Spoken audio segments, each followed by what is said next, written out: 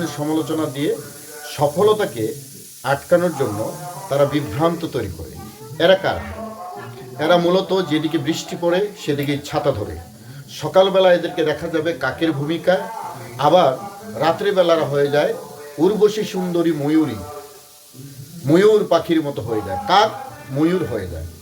এদেরকে চিহ্নিত করার দায়িত্ব একজন রিয়েল সাকিবিয়ানের। কিভাবে চিনবেন?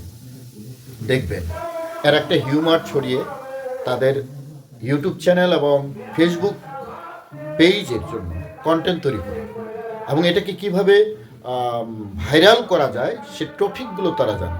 এবং ভাইরাল করতে গেলে তাদের সুবিধা আছে, লাভ আছে, তাদের ডলার ইনকাম হবে, তাদের চ্যানেলের গ্রো হবে। কিন্তু আমি যে প্রিয় মানুষটাকে ভালোবাসি, আমার যে মেগাস্টারকে ভালোবাসি, তার লাভ হলো না ক্ষতি হলো, তার সম্মানহানি হলো না কি হলো, সেদিকে কিন্তু তাদের লক্ষ্য নেই। মূলত যারা রিয়েল সাকিবিয়ান তাদের এই কর্মকাণ্ডের জন্য তাদের হৃদয়ে রক্তক্ষরণ হয়, কষ্ট হয়, রাতে ঘুমাতে পারে না।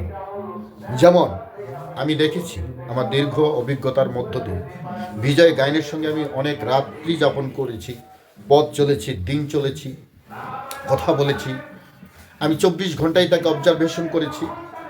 24 ঘন্টার প্রতিটি সেকেন্ডের কাটায় কাটায় সময়ের বিন্দুতে আমি দেখেছি শুধু শাকিব খানেরই স্বপ্ন বুনন করে চলেছে। এমন একজন সাকিবিয়ান, তার চেতনার সঙ্গে আমিও একজন সাকিবিয়ান, যদি বিজয় গায়নের চেতনার বীজটাকে আমি সুন্দর করে লালন করে বপন করতে পারি, তাহলে কিন্তু আমাদের মেগাস্টার অনেক দূর এগিয়ে যাবে। আজকে চূড়ান্ত পর্যায়ে যতটা ক্ষতিগ্রস্ত হয়েছে পৃথিবীতে মানুষ, দেখবেন আপনজন ভালোবাসার মানুষের জন্যই ক্ষতিগ্রস্ত হয়েছে। তা আমরা সাকিবিয়ানরা তাই করতেছি, অতিরঞ্জিত করে প্রিয় মেগাস্টারকে বিপদের মুখে ঠেলে দিচ্ছি। আসুন আমরা এই কাজগুলো না করি। আমাদের সেই অতীতের চেতনা থেকে নতুন আধুনিক চেতনায় এগিয়ে যেতে হবে।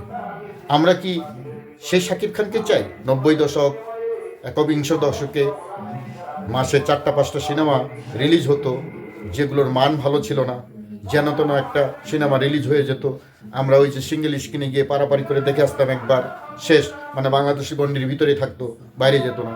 এখন যখন শাকিব খানকে নিয়ে ইন্টারন্যাশনাল মাপের সিনেমা তৈরি হচ্ছে, সংখ্যায় খুব কম, তখন শুধু বাংলাদেশ না, বাংলাদেশের বাইরেও এটি ছড়িয়ে যাচ্ছে। তো বাংলাদেশের মধ্যে কি শাকিব খানকে সীমাবদ্ধ রাখার আছে?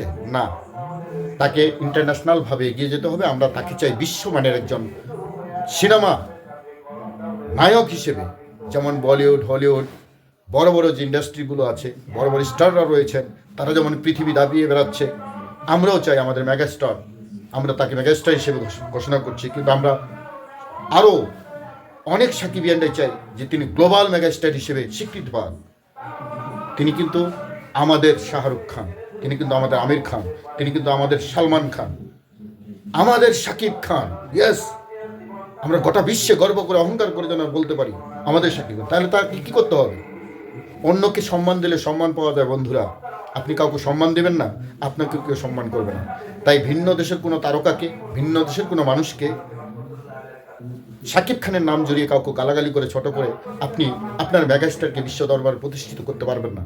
তার সফলতার পথগুলো আপনি প্রতিবন্ধকতা করতেছেন।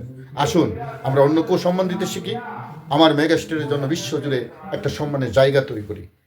ভালো থাকবেন।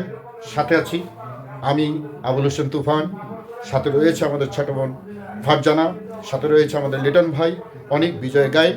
আমাদের একটি ফিলোসফি রয়েছে, সে ফিলোসফির পথ দিয়ে আমরা একটি শিষ্টাচার, অর্থাৎ একেবারেই সমালোচনাহীন এমন একটি সাকিবিয়ান গোষ্ঠী তৈরি করতে চাই, যেটা আসলেই ইতিহাসের পাতায় সোনার অক্ষরে নাম লেখা থাকবে যে পৃথিবীতে একটি ফ্যান বেস ছিল, এটাই সেরা, সেটা সাকিবিয়ান। Thank you very much. সবাইকে আবারও অনেক অনেক ভালোবাসার শুভেচ্ছা রইল। আসসালামু আলাইকুম।